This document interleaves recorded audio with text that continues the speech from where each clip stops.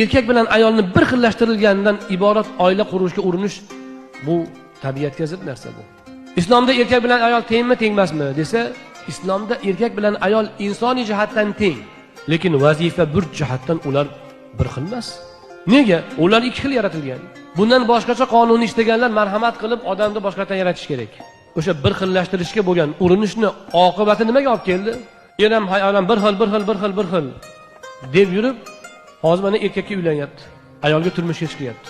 Hech qachon ulardan bola bo'lmaydi. Unisi aniq. Lekin oila ham bo'lmaydi. Faqat buzuqlikni qonuniylashtirish xolos. Nimaga mana shunga keldi gap? Chunki erkak ayolni o'rni boshidan to'g'ri belgilanmagan. Bizdagi ajrimlarning asosiy sabablaridan biri o'sha dunyoqarashni qaysidir zarralari, odatlari bizni yoshlarimiz dunyoqarashiga, mafkurasiga sizib kirib qo'yadi.